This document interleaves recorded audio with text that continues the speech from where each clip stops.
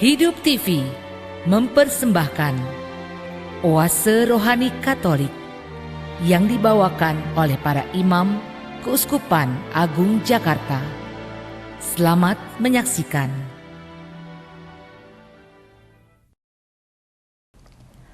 Halo sahabat Oase Rohani Katolik yang terkasih, apa kabarnya Anda semua hari ini?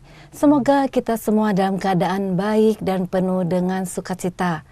Senang sekali hari ini saya Lili Teja dapat menemani Anda semua dalam acara Oase Rohani Katolik. Dan pada kesempatan hari ini di studio telah hadir Romo Thomas Suratno SCJ yang biasa kita sapa dengan Romo Ratno. Halo Romo Ratno, apa kabarnya Romo hari ini? Baik Bu Lili. Penuh dengan sukacita Romo? Pastilah. Amin. Baiklah sahabat Oase Rohani Katolik yang terkasih, marilah kita memulai acara Oase Rohani Katolik hari ini dengan doa pembuka bersama Romo Ratno. Dalam nama Bapa dan Putra dan Roh Kudus. Amin.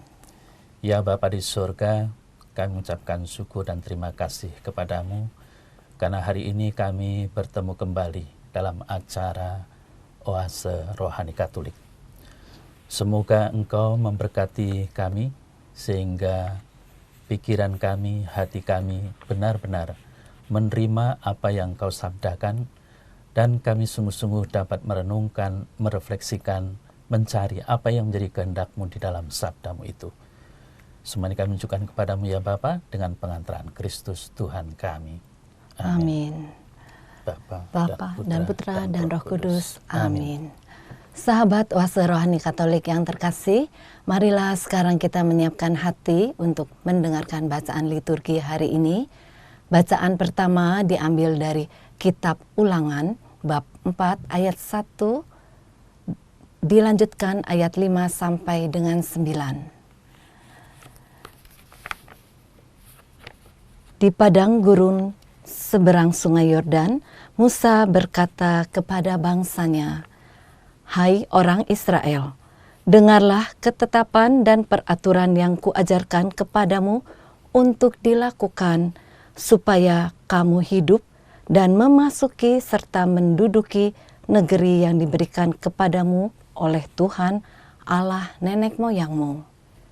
Ingatlah, aku telah mengajarkan ketetapan dan peraturan kepadamu, seperti yang diperintahkan kepadaku oleh Tuhan Allahku, supaya kamu melakukan yang demikian di dalam negeri yang akan kamu masuki untuk mendudukinya.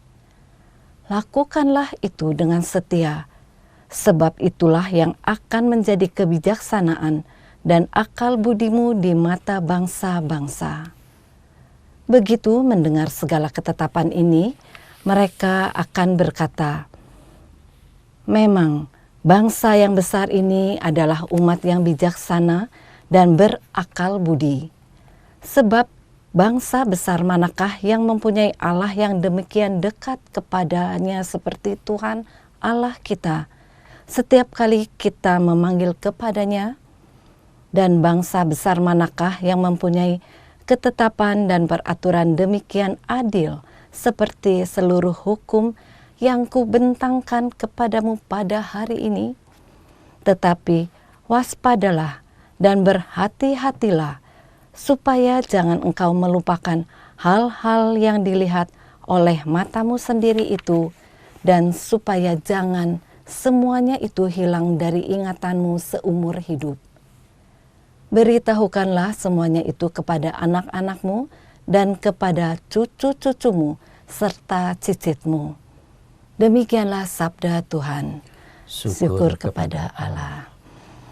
Romo Ratno, baru saja kita mendengarkan bacaan pertama untuk hari ini ya Romo. Kiranya kabar sukacita atau inspirasi apa Romo yang dapat dibagikan kepada sahabat Oase Rohani Katolik hari ini? Nah, mengingat ini dari kitab Ulangan ya, kitab Ulangan, dan tadi berbicara tentang ketetapan maupun peraturan.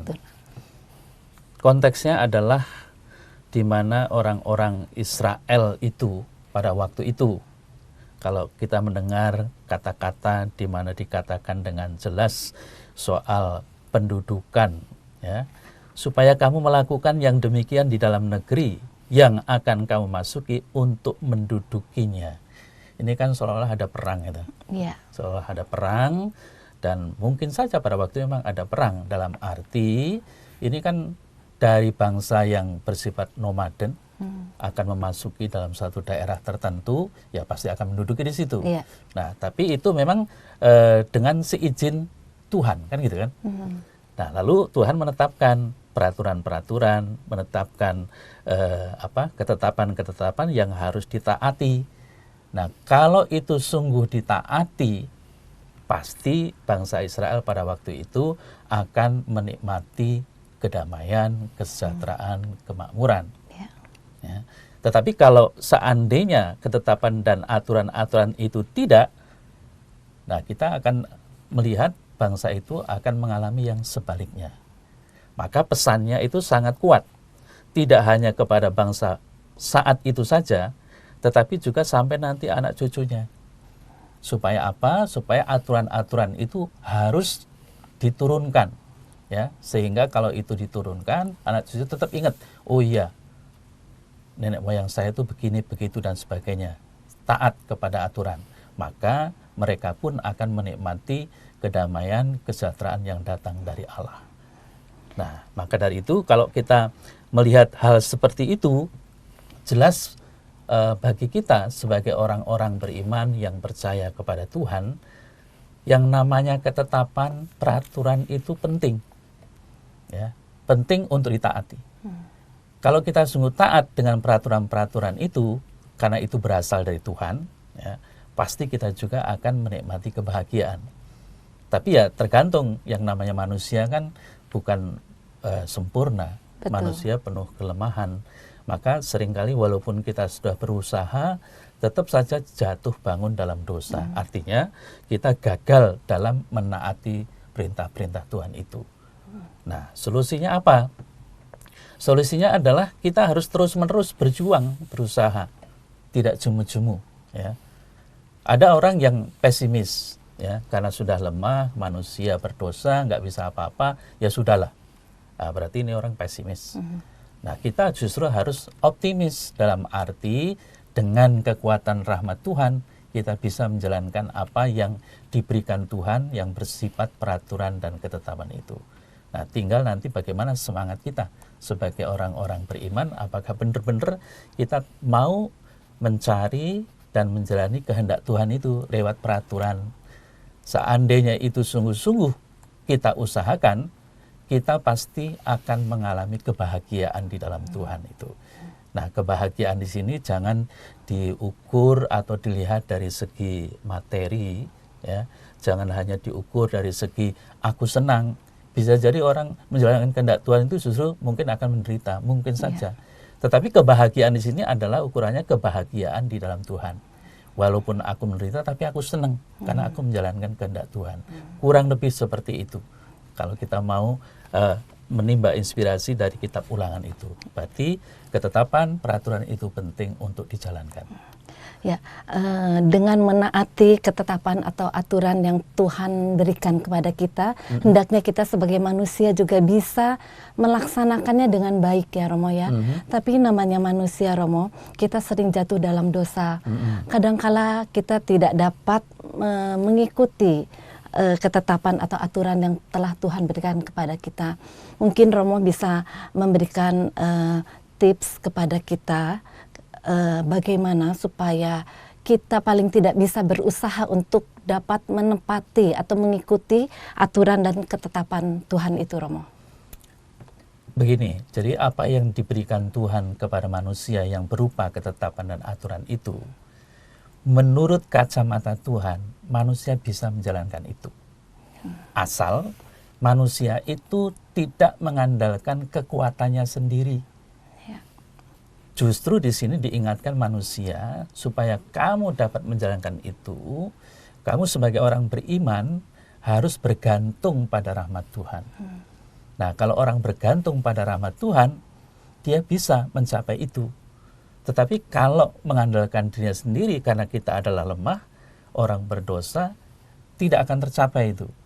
Bahkan membuat orang frustrasi, ya, dan akhirnya mempunyai sikap yang pesimis tadi. Nah, saya harap kita sebagai orang beriman tidak seperti itu. Kita harus benar-benar mengandalkan kekuatan ilahi.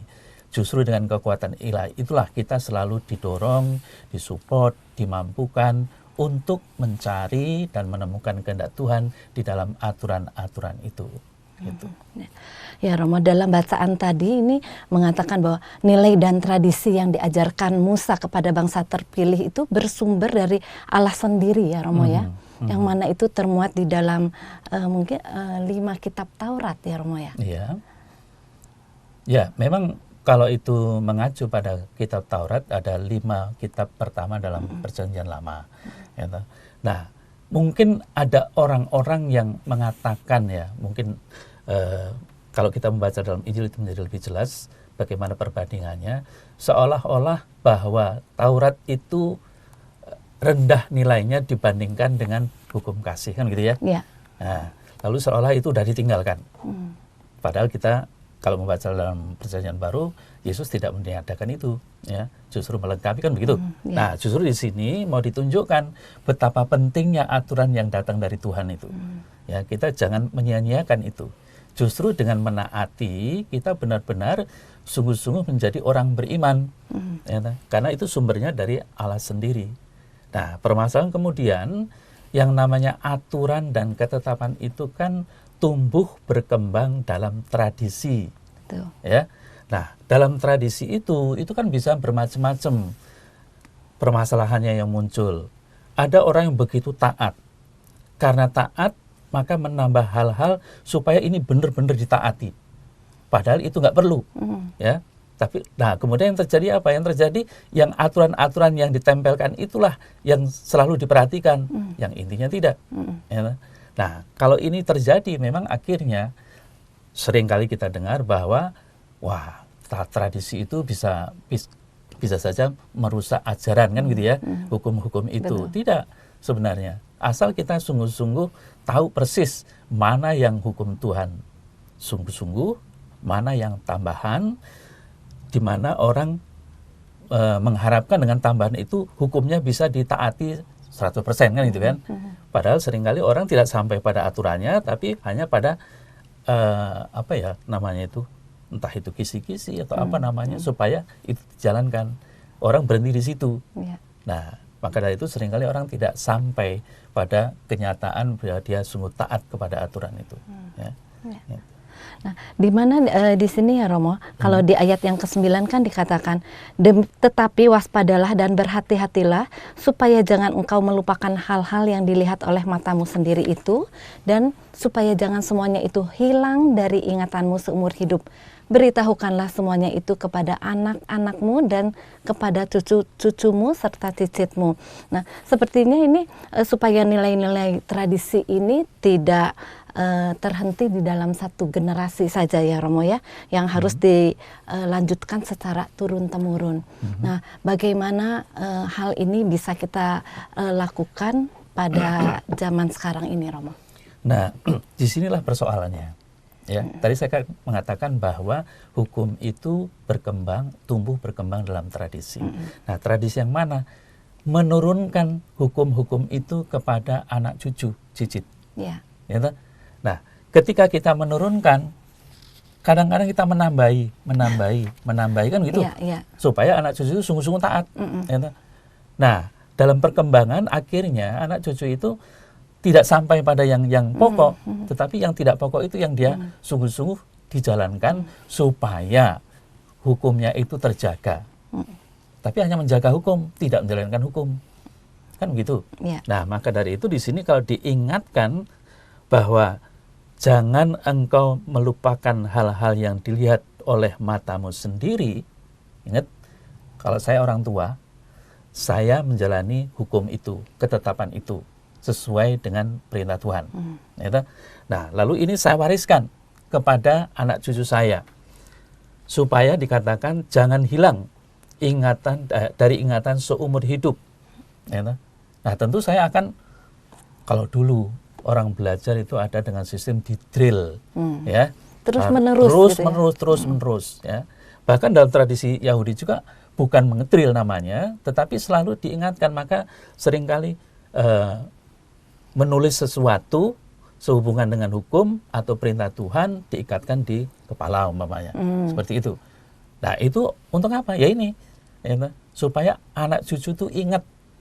Bahkan dalam tradisi tertentu kita melihat ketika orang tua ketika merayakan perjamuan itu selalu menceritakan kisah bagaimana orang-orang Israel keluar dari tanah Mesir. Kepada siapa? Kepada anak cucu. Supaya apa? Anak cucu itu selalu bisa ingat dan bersyukur pada Tuhan. Bahwa Tuhan Allah selalu akan menyelamatkan mereka. Nah, sehingga dengan demikian jelas peringatan ini menjadi baik untuk orang tua terutama, ya, mengingatkan itu. Nah, kalau kita menerapkan hal ini dalam kehidupan kita sehari-hari sekarang, tentulah yang harus diingat bagaimana sih hubungan orang tua dengan anak-anak sekarang itu. Apakah hubungan itu baik? Kalau hubungan itu baik, pastilah hal-hal yang baik dari orang tua yang diwariskan kepada anak-anak, anak itu bisa mengerti dan menerima. Tetapi kalau hubungan itu tidak baik, nah seringkali anak ini berkembang bukan di dalam keluarga, tetapi di dalam lingkungan sekitarnya. Nah, kita tahu dalam lingkungan sekitarnya itu belum tentu sesuai dengan keinginan keluarga. Maka seringkali ada orang tua yang kecewa. Oh, ternyata anak saya nakal. Ternyata anak saya begini, begitu, dan sebagainya. Sulit diatur dan sebagainya. Nah, ini kan menjadi suatu kekecewaan bagi keluarga. Nah, tapi sekarang tantangannya adalah bagaimana orang tua itu sendiri punya relasi yang baik dengan anak, lalu bisa mewariskan itu dengan baik kepada anak cucunya. Itu kuncinya. Maka relasi komunikasi itu menjadi dasar bagaimana warisan-warisan itu bisa diwariskan dengan baik. Kan gitu. Ya, jadi bagaimana perilaku orang tua itu bisa diteladani oleh anak-anaknya dengan baik juga ya Romo ya. Nah, karena banyak juga sekarang Romo kalau kita lihat permasalahan di dalam keluarga, banyak orang tua yang mungkin sekarang sibuk di luar dengan tanda kutip dengan alasan mencari nafkah ya Romo. Memang nafkah itu perlu Romo, tapi mereka juga harus selalu ingat bahwa anak-anak atau keluarga pun perlu diperhatikan. Nah, di sini Gereja Katolik juga menitik beratkan kepada pendidikan anak sedini mungkin ya Romo. Mungkin Romo bisa sharing bagaimana orang tua agar bisa lebih memerhatikan anak-anak atau keluarganya itu Romo. Nah, pendidikan dini dalam arti pendidikan iman ya, di sini konteksnya itu memang sangat penting ya. Mengapa? Kalau kita melihat sekarang ini seringkali orang tua kecewa, seringkali orang tua mengeluh, ternyata anak saya itu karena pergaulan ini, itu, dan sebagainya, imannya dangkal, ya. Tidak rajin ke gereja, bahkan tidak tahu kemana, ya, setiap hari Minggu. Ya. Mereka lebih senang kumpul dengan teman-temannya. Ya. Nah, ini sudah terlambat sebenarnya, penyesalan itu. Ya. Seharusnya itu sejak awal, yang namanya pendidikan iman Katolik itu harus terjadi dalam keluarga, bukan di sekolahan. Sekolahan itu hanya membantu orang tua. Tapi ternyata banyak orang tua mempunyai prinsip, yang penting saya sekolahkan di sekolah Katolik. Nah, pendidikan iman yang sejak dalam keluarga nggak terjadi. Nah, apa yang terjadi kemudian? Kan nggak bisa kontrol tuh orang tua. Bagaimana anak itu? Kalau soal mungkin nilai agama mungkin ya bisa dibanggakan mungkin ya. Secara teori itu ya Romo ya. Teori, tetapi bukan penghayatan. Betul. Nah, kalau sudah mulai melihat soal penghayatan, itulah tadi yang saya katakan banyak orang tua kecewa. Karena tidak melihat pertumbuhan dan perkembangan iman anak itu sedemikian rupa sehingga itu benar-benar mengubah perilaku anak ya. Menjadi semakin baik, semakin baik, semakin baik. Kalau itu sudah ditumbuh kembangkan di dalam keluarga, berarti yang berikutnya itu sungguh-sungguh sekolah itu membantu, ya membantu. Sekolah Katolik belum jaminan loh, karena apa? Anak itu akan kembali ke keluarga. Ya, kalau keluarga itu tidak kuat imannya, ya walaupun di sekolah Katolik juga mereka ya bebas-bebas saja kan gitu. Nah akhirnya ya tadi timbul keluhan, penyesalan, anak tidak ke gereja, anak tidak sembahyang dan sebagainya, gitu. Jadi jangan menyalahkan anak ya Romo, kalau misalnya anak sampai mungkin keluar jalur dari apa yang dikehendaki oleh orang tua. Di sini bagaimana orang tua harus bisa memberikan teladan dan akhirnya anak itu bisa meneladani orang tuanya. Jadi memang kita nggak perlu menyalahkan anak pertama-tama, tapi mungkin menyalahkan diri sendiri. Ya. Ya, karena apa? Karena jelas bahwa anak tumbuh berkembang di luar itu kan karena kebebasan. Ya, siapa yang memberi kebebasan? Ya orang tua lah. Ya, kalau anak jalan kemana, kumpul dengan teman-temannya dan itu kan di rumah itu dilepas, kan dilepas. Nah, maksudnya apa? Bukan anak itu mau dikungkung, mau dipenjarakan di rumah, bukan. Tetapi bagaimana orang tua, bapak, ibu kalau di rumah itu benar-benar menularkan, mewariskan penghayatan iman yang benar. Sehingga anak itu benar-benar menjadi orang beriman yang baik. Itu yang diharapkan. Ya, soal kebebasan dalam arti anak ingin keluar, ya oke. Tetapi orang tua harus bertanggung jawab. Nah, permasalahan tadi kembali. Tadi katakan bahwa banyak orang tua sibuk, kerja sampai malam dan sebagainya. Sehingga tidak tahu lagi perkembangan anak itu. Nah, seharusnya kan ada waktu-waktu khusus di mana bersama anak-anak. Sehingga tahu persis pertumbuhan anak itu bagaimana. Kalau anak sudah mulai menyimpang, ya harus bagaimana kita harus membuat pagar kan itu. Ya, supaya tidak bebas, begitu bebas. Nah, kalau anak itu sudah umpamanya tetap berjalan dalam koridor iman yang benar, ya udah, ya kita support, kita dorong dan sebagainya.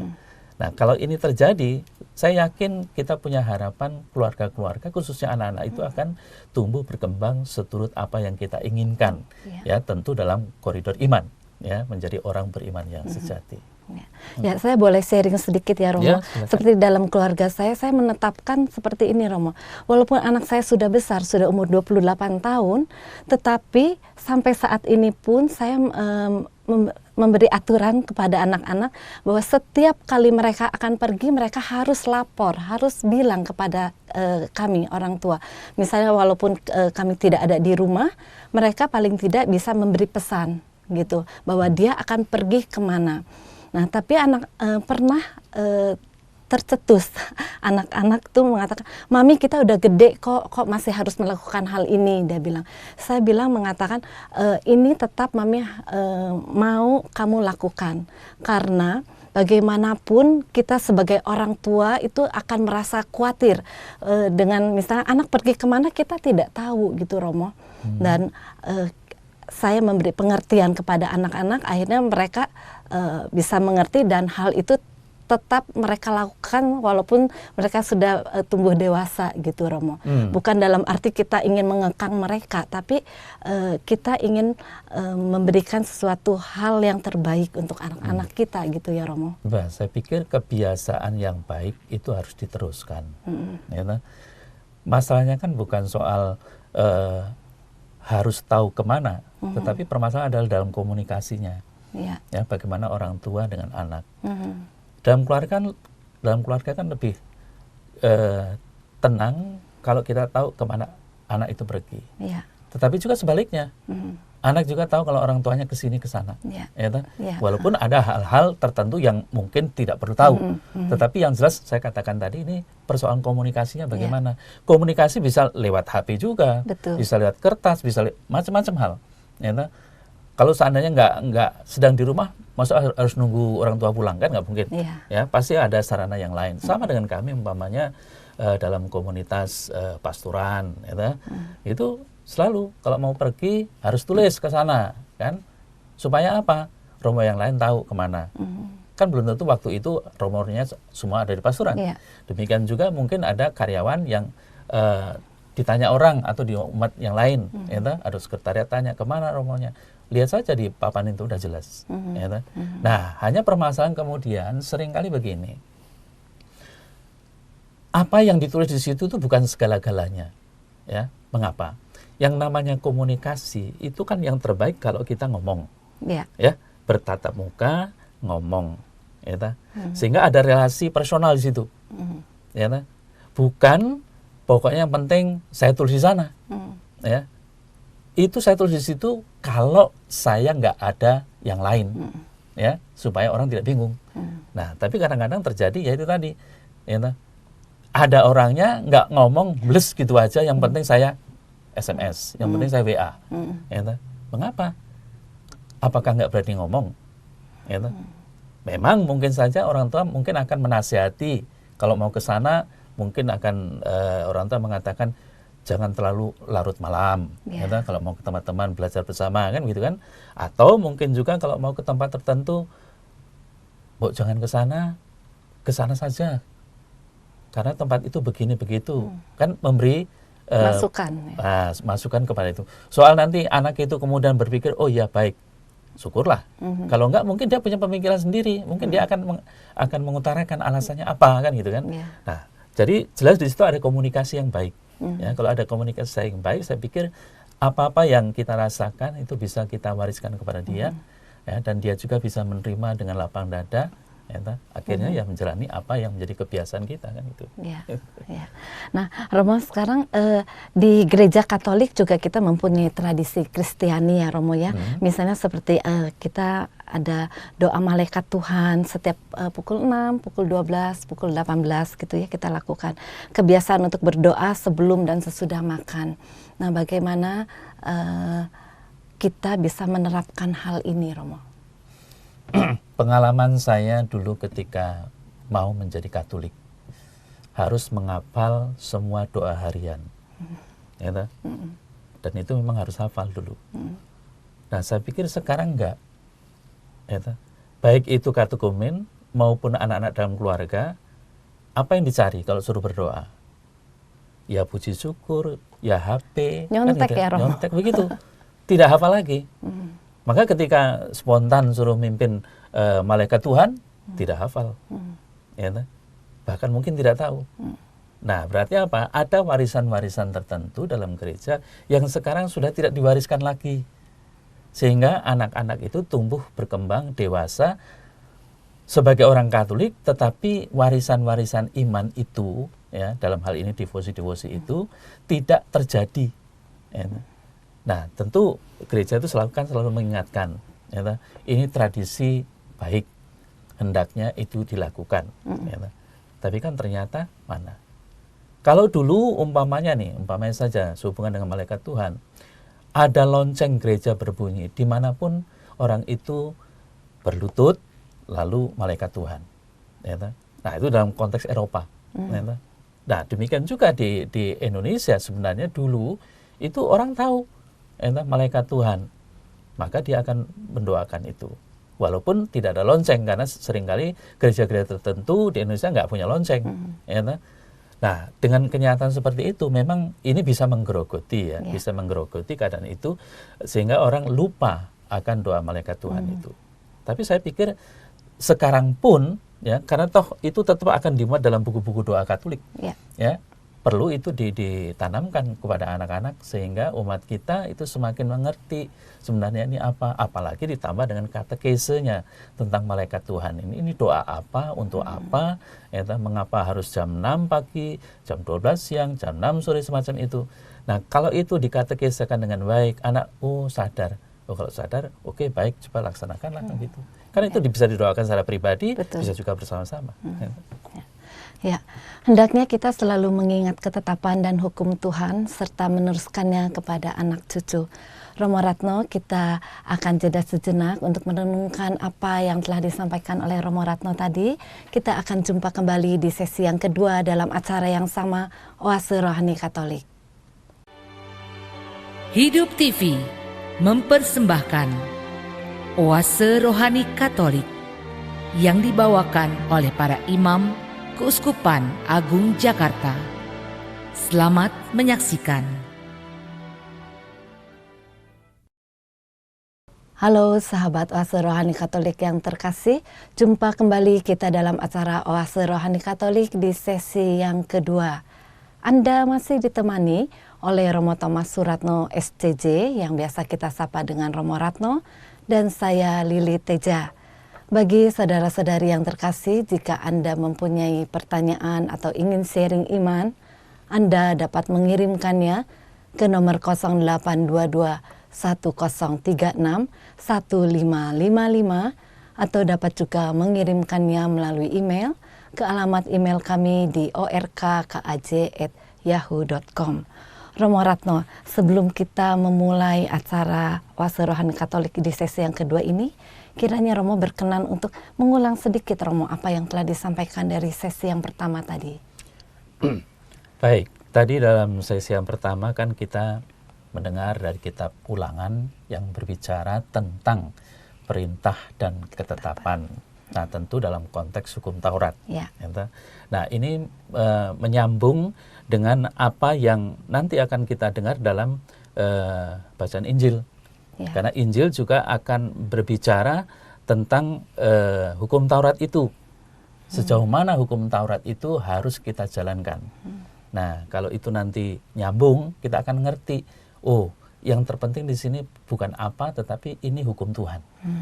Hukum Tuhan yang harus taati. Gitu. Ya. Baik, nah sahabat Oase Rohani Katolik yang terkasih, marilah sekarang kita menyiapkan hati untuk mendengarkan bacaan Injil hari ini. Bacaan diambil dari Injil Yesus Kristus menurut Matius bab 5 ayat 17 sampai dengan 19.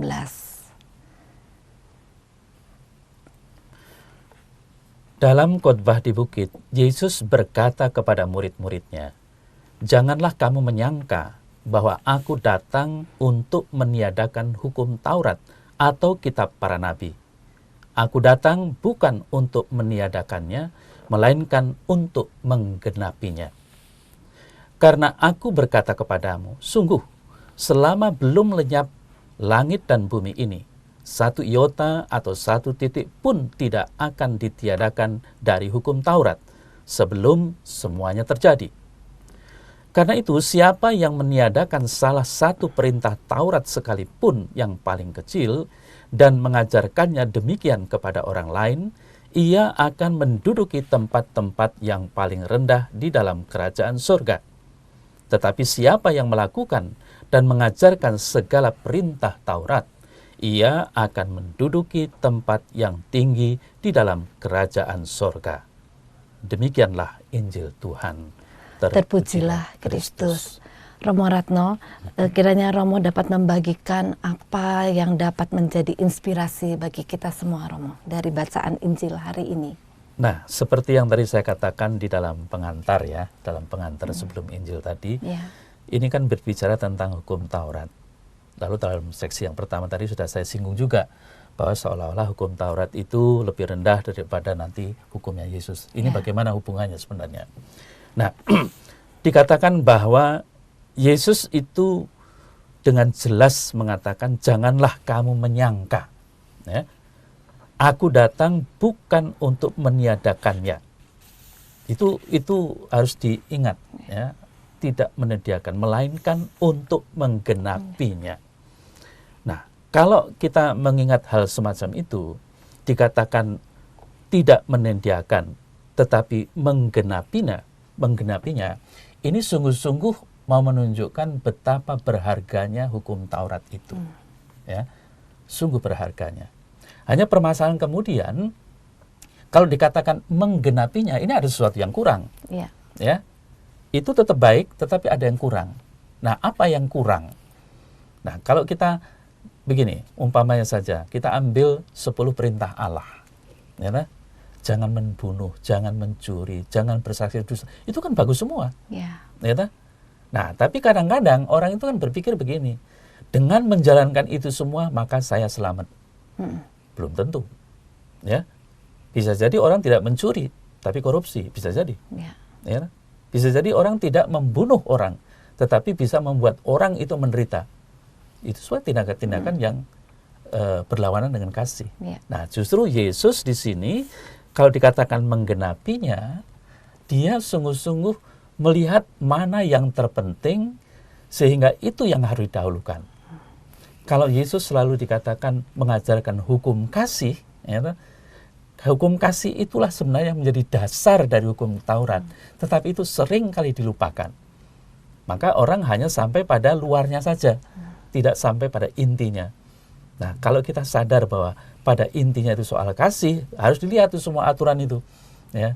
Lalu kalau kita mau berbuat kasih, masa nggak boleh umpamanya. Walaupun ada aturan ini dan itu. Maka seringkali kita dengar ya umpamanya hukum hari Sabat umpamanya. Sabat itu kan untuk manusia, bukan manusia untuk Sabat. Nah itu menunjukkan apa? Kalau hari Sabat nggak boleh kerja, hati-hati nih. Ya, bagaimana dengan lembumu kan gitu kan? Bagaimana kalau orang nggak makan dan sebagainya? Yang terpenting adalah kasih, perbuatan kasih baik kepada sesama maupun juga kepada siapa saja. Ya, itu yang mau ditonjolkan di situ. Maka dari itu jelas di sini ungkapan mau menggenapi dari Yesus tentang hukum Taurat itu. Ya. Nah lalu juga dikatakan bahwa untuk memperjelas itu, kita tidak boleh meniadakan salah satu perintah Taurat, walaupun itu yang terkecil. Ya. Maka kita nggak bisa menghilangkan itu. Nah, sehingga apa yang harus kita lakukan? Yang harus kita lakukan adalah bagaimana kita menghayati hukum Taurat dengan benar, dengan mendudukkan prinsip Yesus yang disebut hukum kasih itu. Kalau hukum kasih itu berjalan dengan baik, maka penghayatan kita tentang Taurat itu akan baik juga. Ya, tetapi kalau yang ini ditinggalkan, yang Taurat itu menjadi sesuatu yang kurang, yang perlu digenapi. Nah, maka dari itu kita memang harus hati-hati akhirnya. Ya, nah, inilah yang mau ditekankan dalam hal bagaimana kita mengikuti hukum Taurat dan menjalani hukum Kristus itu sendiri. Nah, ingat bahwa ini kan bacaan di masa Prapaskah nih. Ya, kita diingatkan supaya apa? Kita bertobat. Bisa jadi kenyataan sekarang itu kita hanya mementingkan prinsip. Tapi kadang-kadang prinsip itu bertentangan dengan hukum kasih. Ya, kalau kita umpamanya di dalam masyarakat sendiri, mengapa ada hukuman yang tidak adil? Ya, hukuman yang seolah-olah membela orang yang salah. Ya, atau hukuman terhadap orang yang tidak punya apa-apa lebih besar dibandingkan orang-orang yang punya, bahkan koruptor lebih kecil. Nah, ini kan ada rasa ketidakadilan di situ. Padahal di sini berbunyi soal kasih. Bagaimana Yesus mempertahankan hukum Taurat dengan menggenapinya, menitik beratkan soal kasih itu. Ya, Romo, tadi Romo sempat mengatakan bahwa bagaimana kita bisa menghayati hukum Taurat itu, Romo. Romo mungkin bisa memberikan contoh bagaimana kita dapat menghayati hukum Taurat itu, Romo. Tadi kan saya ambil contoh dari 10 perintah Allah ya. Umpamanya jangan membunuh. Ya, pastilah membunuh itu berdosa. Sudah pasti berdosa. Sudah pasti itu ya. Nah, tapi kalau kita hanya menghayati jangan membunuh dalam arti menghilangkan nyawa orang, ya, akhirnya apa yang terjadi? Bagaimana kalau kita menyakiti? Membuli orang juga itu sama bisa saja ya, menyakiti hati orang. Ya, maka rumusan dosa itu kan kalau kita ya, entah sadar entah tidak, terutama yang sadar, kita itu menyakiti bahkan merugikan orang lain. Itu kan menjadi rumusan apa itu dosa kan itu ya. Nah, maka kita jangan sampai hanya gini bergantung pada kata-kata saja.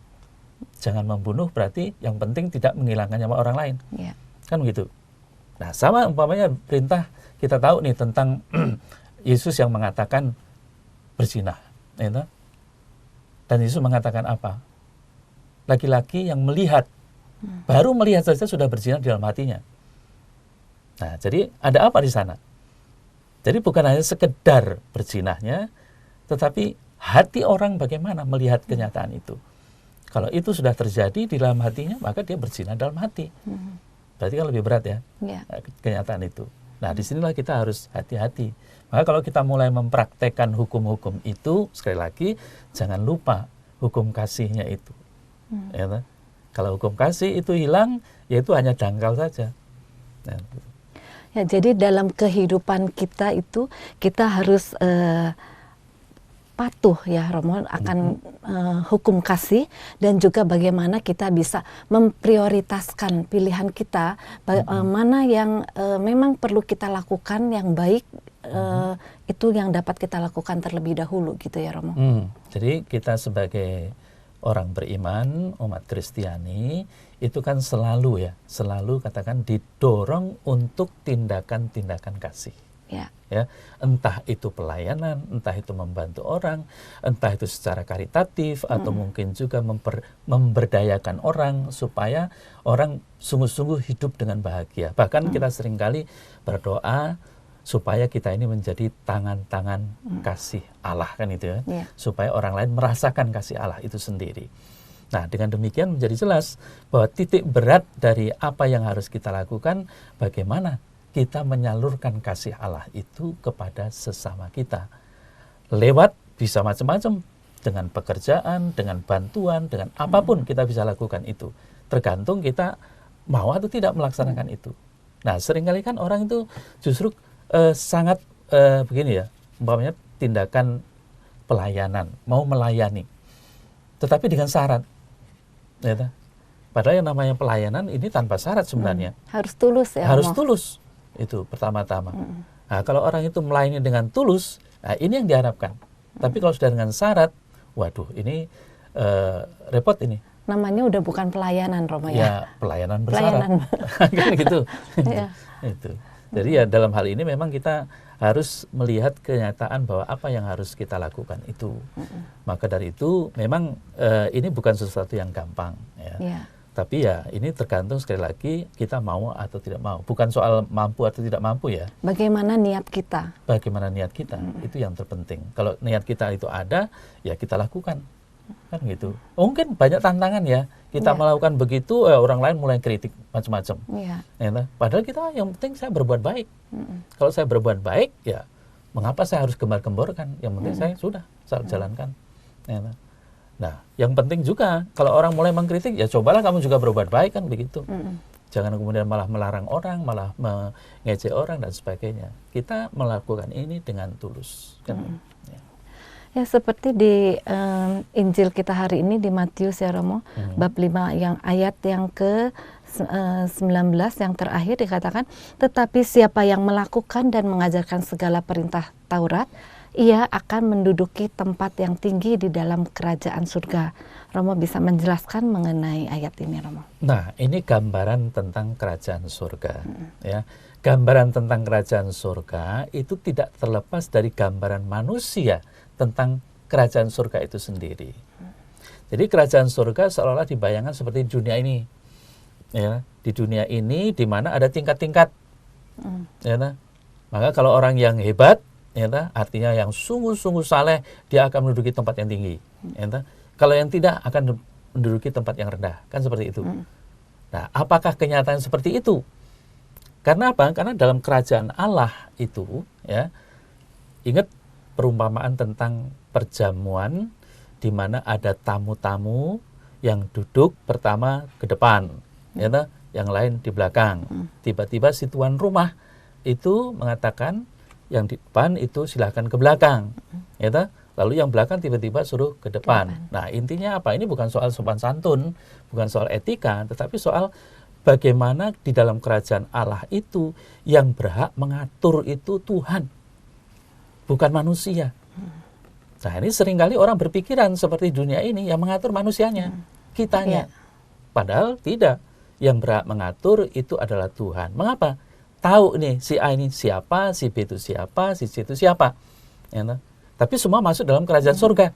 Ya, semua juga menikmati itu. Nah, maka yang terpenting adalah bagaimana kita sebagai orang beriman ini berusaha masuk di dalam kerajaan surga yang seringkali diumpamakan harus melalui pintu yang sempit. Ya, bagaimana kita harus bisa masuk ke situ? Nah, tentu dengan pintu yang sempit ya kita harus semakin kecil, kan? Nggak mungkin pintu yang sempit kita dengan badan yang besar. Enggak, maksudnya kita harus sungguh-sungguh mau merendahkan diri, merendahkan hati sedemikian rupa terhadap Allah sehingga kita bisa masuk. Kalau kita tinggi hati, sombong di hadapan Allah, nggak mungkin lah. Ya. Nah, itu harus diwujudkan dalam sikap, perkataan, tindakan kita di dunia ini. Yang itu. Ya, terkadang kita sebagai manusia, Romo, mengatur hidup kita ini dengan keinginan manusia, bukan kehendak Allah, gitu, Romo. Dan akhirnya manusia menyalahkan Tuhan, gitu, Romo. Bagaimana ini, Romo? Nah, inilah manusia. Jadi penghayatannya itu tentang Tuhan, ya. Memang kita mengatakan Tuhan Yesus itu adalah penyelamat, Tuhan Yesus itu adalah penebus. Lalu yang berkembang dalam pikiran kita itu seolah-olah Yesus itu menjadi pelayan. Ya. Pelayan dari keinginan-keinginan kita. Padahal dijelaskan, dikatakan dalam Injil sangat jelas.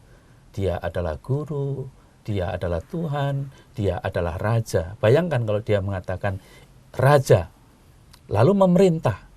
Taat nggak kita? Ya. Kita di Indonesia umpamanya ada presiden ngomong begini, aturannya begini. Coba kalau nggak taat, akan dihukum toh? Iya, pasti. Nah, bagaimana hubungan kita dengan Tuhan Yesus? Dia adalah Raja semesta alam. Ya, dia memerintahkan apa perintahnya? Perintah kasih atau hukum kasih. Dijalankan nggak? Nah, di sini tantangan bagi kita kemudian kita sadar nih sebagai manusia itu harus taat kepada Tuhan. Jangan sampai berpikir Tuhan harus taat dengan saya, seolah-olah ya, kalau ini ngomong permintaan ya dalam doa permohonan, Allah itu punya hutang. Enggak, Allah itu enggak punya hutang. Ya, jangan saya berpikir pokoknya Allah harus membantu saya, pokoknya Allah harus melayani saya, karena Allah adalah Allah. Ya, akan repot itu. Ya, seolah-olah Allah punya hutang. Loh, ngapain saya harus menuruti kamu? Oh, seharusnya terbalik kok. Nah, di sini harus kita sadari. Maka dari itu kita benar-benar hendaknya mau melihat suatu kenyataan dalam kehidupan kita, hendaknya Allah yang berkuasa, Allah yang memerintah diri kita. Itu. Jadi Allah itu bukan berhutang kepada manusia, tapi Allah datang itu untuk menggenapi semuanya itu ya Romo ya. Allah itu mau menyelamatkan manusia. Menyelamatkan manusia ya. Tetapi Allah juga meminta kepada manusia, kalau kamu mau selamat, kan gitu. Apa yang harus kita lakukan? Mencari, menemukan, melaksanakan kehendak Allah. Itulah itu cara keselamatan yang ditawarkan Allah. Siapapun. Mengapa saya katakan siapapun? Karena Allah mau menyelamatkan semua orang, bukan sebagian orang. Siapapun mau diselamatkan. Agama itu menjadi media yang sungguh membantu manusia beriman supaya selamat. Ya. Nah, tetapi jangan sampai kita itu begini, kadang-kadang berpikir kalau sudah beragama ini pasti selamat. Nanti dulu. Ya, kalau orang itu hidupnya nggak bener, gimana? Walaupun beragama. Kita itu kan sadar nih di Indonesia seringkali kan mengatakan begini, kalau itu orang nomor 1, maka penghayatan agamanya juga nomor 1. Belum tentu. Yang nomor 1 belum tentu kalau tidak koruptor kan? Nah, disitulah kita harus berpikir bahwa kenyataannya keselamatan memang ditawarkan kepada semua orang, ya. Tetapi ingat yang namanya jalan keselamatan kalau kita benar-benar bisa mencari, menemukan, menjalankan kehendak Allah. Kalau itu kita selalu kita lakukan, karena orang kan sering berpikir sampai kapan? Selama-lamanya. Sampai kita dipanggil Tuhan, kita harus melakukan itu, berusaha untuk itu. Apakah itu berat atau ya memang mungkin berat saja. Tetapi toh kita seperti yang tadi saya katakan yakin dengan kekuatan ilahi saya dimampukan untuk mencari menemukan itu. Ya, bagaimana manusia itu ingin selamat kalau manusianya sendiri itu tidak ada usaha ya Romo ya. Nah, memang benar ya, tetapi kita jangan terjebak dengan kata usaha itu. Ya, seolah-olah karena manusia berusaha sedemikian maka otomatis selamat. Nanti dulu. Ya, kalau itu nanti apa fungsinya rahmat di situ? Yang punya rahmat adalah Allah, yang menyelamatkan adalah Allah, bukan usaha manusia. Maka dalam surat Paulus sangat jelas, ya, yang bisa menyelamatkan itu bukan perbuatan baik kita, tetapi karena karunia dari Allah.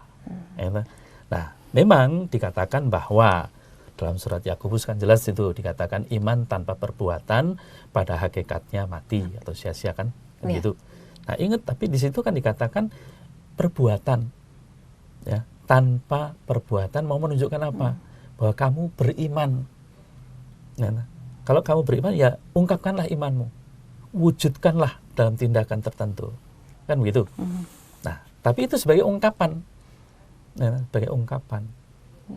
Nah, kalau itu baru sebagai ungkapan perwujudan, kalau itu sungguh dilakukan terus-menerus, ya, sesuai dengan kehendak Allah tadi yang saya katakan, maka ada jaminan bahwa dia akan diselamatkan oleh Allah secara pasti. Ya, jadi harapan gini, dalam keutamaan Paulus itu kan ada iman, harapan, dan kasih. Ya, toh? Jadi kalau kita sungguh beriman, pasti harus punya harapan. Nggak mungkin tidak. Ya. Kalau kita punya iman, punya harapan, wujudkanlah itu dalam tindakan kasih. Kasih itu bukan teori, ya, tapi itu tindakan yang nyata. Bagaimana? Contohnya ya kalau kita bisa berbuat sesuatu yang baik pada teman-teman, sahabat, teman, dan sebagainya itu. Kalau itu diwujudkan, orang akan melihat secara duniawi akan melihat, oh dia baik loh. Ya, nah di mata Allah juga akan mengatakan, Allah ini umatku baik. Ya, ingat itu apa yang bagaimana dengan Ayub? Ya, di mata Allah baik, tapi di mata iblis nggak percaya, coba dulu, kan begitu. Tapi setelah dicoba kan buktinya nyata tuh, dia tetap menerima, tetap percaya pada Allah, akhirnya dikembalikan semuanya. Nah itu kan gambaran bagaimana kalau kita sungguh-sungguh menjadi orang yang sungguh percaya, sungguh beriman, dan melakukan apa yang dikehendaki Allah. Ya, di mana pada saat Tuhan mengulurkan tangan, apakah manusia mau menyambut uluran tangan Tuhan itu ya Romo? Seharusnya, ya. Allah itu kan mau menolong, Allah itu mau menyelamatkan. Kalau kita manusia beriman, sadar bahwa tujuan saya itu bukan di dunia ini. Tujuan saya adalah keselamatan, kebahagiaan abadi. Nah, tujuan Allah menyelamatkan itu supaya manusia sungguh-sungguh bisa mengenyam, menikmati kebahagiaan abadi itu. Maka kalau manusia tidak mengulurkan tangannya ketika Allah memberikan uluran tangan, itu kan tidak bersambut namanya. Di satu pihak seharusnya manusia itu rindu kebahagiaan yang abadi, yang bahagia itu, tapi ternyata, ya ini ternyata ya, karena mungkin di dunia sudah merasa enak dan sebagainya, nggak perlu lagi. Nah, disitulah seringkali menjadi pertanyaan bagi kita, bagaimana ya, kita itu kan sudah hidup kecukupan di dunia, mau apa lagi? Di sana, ya itu tergantung Allah. Nah, di situ menjadi pertanyaan bagi kita, bagaimana ya kita sebagai orang-orang beriman seharusnya berbuat sesuatu sehingga benar-benar saya itu menyambut rahmat Allah sedemikian rupa, lalu saya akan menikmati kebahagiaan yang kekal itu. Ya. Baik Romo, nampaknya waktu berjalan begitu cepat ya Romo, kita akan segera mengakhiri acara Oase Rohani Katolik hari ini. Tapi sebelumnya Romo kiranya berkenan untuk memberikan benang merah dari permenungan kita hari ini Romo. Dari bacaan pertama ke bacaan Injil, ini kan jelas ya hubungannya, ini tentang hukum, peraturan, ketetapan. Nah, lalu bagaimana kita menghayati hukum, ketentuan, ketetapan itu? Taurat dengan hukum kasih. Ini menjadi sesuatu yang sangat erat hubungannya. Bahkan kalau Yesus mengatakan itu menggenapi, ya kita harus benar-benar percaya kalau saya menghayati Taurat seperti yang sungguh-sungguh dibuat oleh Yesus, maka ini benar-benar akan menyelamatkan kita. Artinya apa? Artinya rahmat Allah itu sungguh-sungguh mendorong kita pertama-tama untuk kita taat kepada peraturan, tetapi sekaligus juga menjalankan hukum kasih-Nya. Nah, kalau itu sungguh kita jalankan, akhirnya kita akan mempunyai suatu kepastian. Dengan menjalankan hukum yang berasal dari Tuhan, maka saya pasti akan selamat. Tentu dengan dasar bahwa rahmat Tuhan itulah yang membuat kita mau menjalankan itu. Bukan karena aku, tetapi karena Tuhan.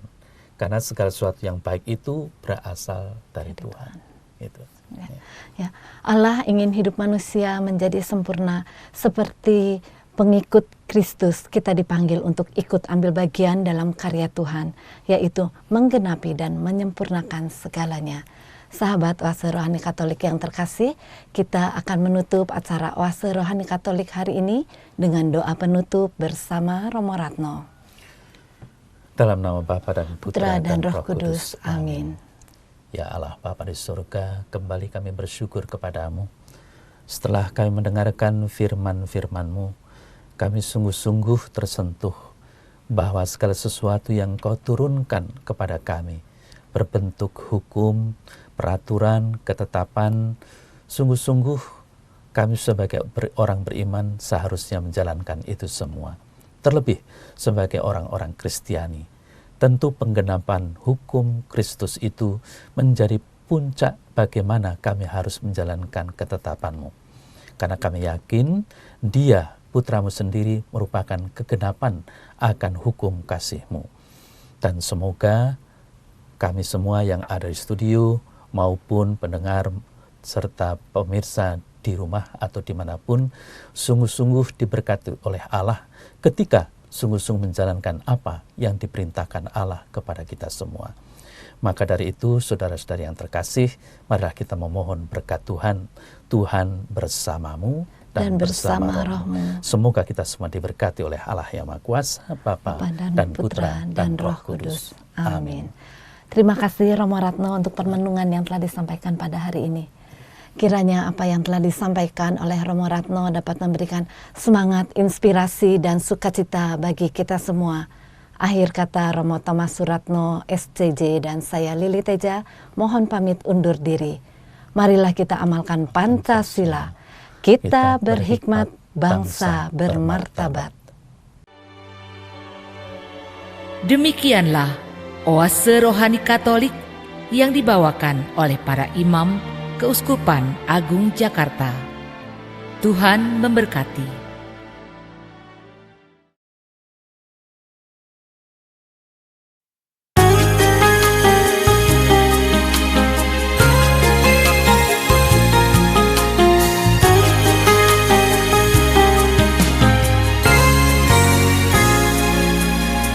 Siapa yang menganggap hidupmu tak berarti, dia pasti tak kenal Tuhan. Sebab Tuhan yang membuat manusia berharga, biar tak punya apa-apa. Lihatlah bunga bakung pun dihiasinya, burung pipit dipeliharanya. Terlebih engkau manusia dikasihinya, walau bersyukur pun tak bisa.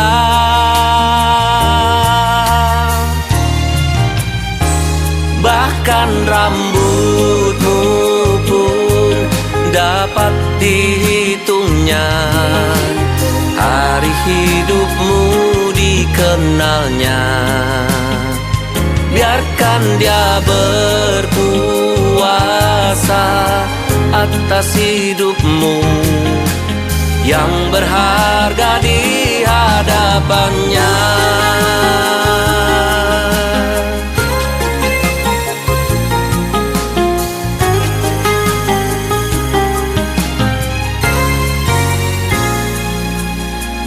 Hari hidup kita bagai bayang berlalu, bersamanya tak sia-sia. Bertahanlah sampai akhir yang bahagia, harapan akan selalu ada.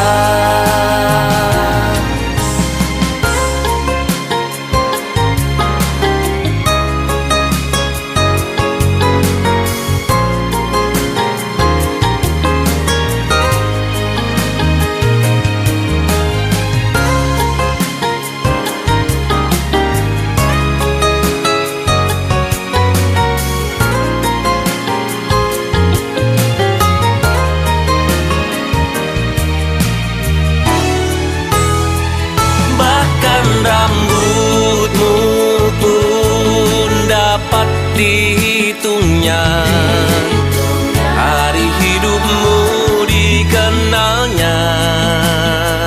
Biarkan Dia berkuasa atas hidupmu, yang berharga di hadapannya. Bahkan rambutmu pun dapat dihitungnya, hari hidupmu dikenalnya. Tuhan Dia berkuasa